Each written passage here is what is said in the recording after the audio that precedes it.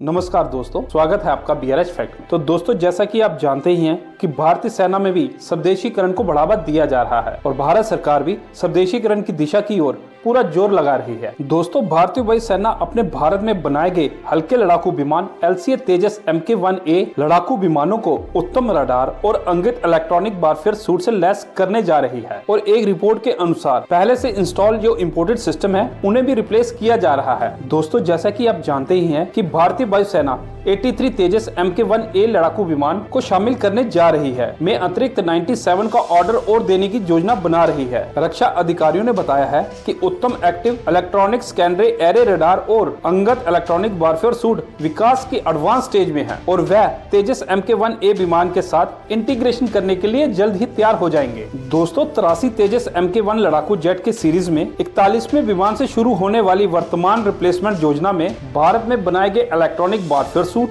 और रडार शामिल हैं। रक्षा अनुसंधान एवं विकास संगठन के विभिन्न प्रयोगशालाएं प्रोजेक्ट को इम्प्लीमेंट कर रही हैं। दोस्तों, उत्तम रडार जो वर्तमान में विकास के चरण में है, उसने बहुत ही ज्यादा आशाजनक परिणाम प्रस्तुत किए हैं और इन परिणामों को देखते हुए उच्च स्तर के जो लड़ाकू विमान होंगे उनमें उपयोग करने पर विचार कर रहे हैं। तेजस को घरेलू हथियार प्रणालियों के साथ फिर से स्थापित करने के कदम से डिफेंस के क्षेत्र में रोजगार के अवसर पैदा होने के साथ साथ लाखों में विदेशी मुद्रा की बचत होने की उम्मीद है। दोस्तों, कहा जा रहा है कि भारतीय वायुसेना की योजना के अनुरूप ये भारत निर्मित विमान उसके बेड़े में पुराने मिग सीरीज के जो लड़ाकू विमान है उनकी जगह लेंगे और इस योजना को रक्षा मंत्रालय और राष्ट्रीय सुरक्षा के अन्य संबंधी हितधारकों को प्रस्तुत की गई है। दोस्तों, भारतीय वायुसेना प्रमुख air chief marshal VR Chaudhari ने हाल ही में ही स्वदेशी फाइटर जेट कार्यक्रम को लेकर हिंदुस्तान एरोनॉटिक्स लिमिटेड समेत सभी संबंधित पक्षों के साथ समीक्षा वक्तव्य की थी। तो दोस्तों, ये तो हो गई हमारे बात तेजस MK-1 लड़ाकू विमान के उत्तम रडार और अंगत इलेक्ट्रॉनिक वारफेयर सूट के बारे में। अब इसके साथ आपको एक खबर और दे देते हैं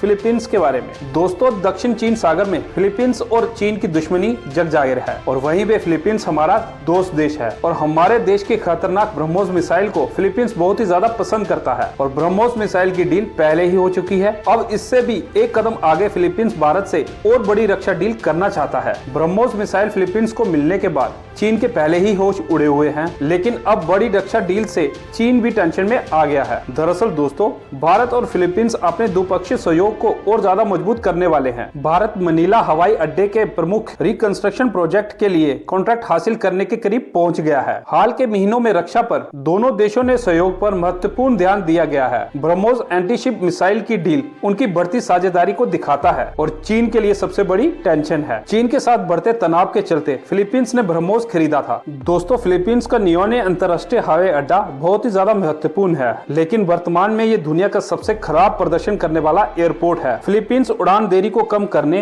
भीड़ भाड़ की समस्या से छुटकारा पाने और सुविधाओं को बढ़ाने के लिए इस हवाई अड्डे का अपग्रेड करना चाहता है। रिपोर्ट के अनुसार फिलीपींस इसके डेवलपमेंट के लिए एक कॉन्ट्रैक्ट देने वाला है और इसमें भारत का GMR ग्रुप 4 प्राइवेट कॉन्ट्रैक्टरों में सबसे आगे है। दोस्तों, अगर ये प्रोजेक्ट भारत को मिल जाता है तो भारत का दबदबा फिलीपींस में और बढ़ जाएगा और इससे पहले दक्षिण चीन सागर में चीन की अकड़ ढीली करने के लिए फिलीपींस और भारत में ब्रह्मोस की डील हो चुकी है और ब्रह्मोस दुश्मन का काल है और यही कारण है कि खुद भारतीय सेना चीन से निपटने के लिए ब्रह्मोस का स्टॉक इकट्ठा कर रही है। दोस्तों, भारत और फिलीपींस दोनों ही चीन की बढ़ती आक्रामकता से जूझ रहे हैं। फिलीपींस अमेरिका का सबसे पुराना सहयोगी है और दोनों के बीच समझौते भी हुए हैं। एक्सपर्ट्स का कहना है कि फिलीपींस दक्षिण चीन सागर में चीन के साथ तनाव बढ़ने के बाद खुद को मजबूत करना चाहता है और ऐसे में करीब 400 किलोमीटर तक मार्क करने वाली BrahMos supersonic cruise missile Philippines को अपने समुद्र क्षेत्र की रक्षा करने में मदद करेगी। तो दोस्तों, आपके क्या विचार हैं दोनों खबरों पर? प्लीज कमेंट सेक्शन में अपने विचार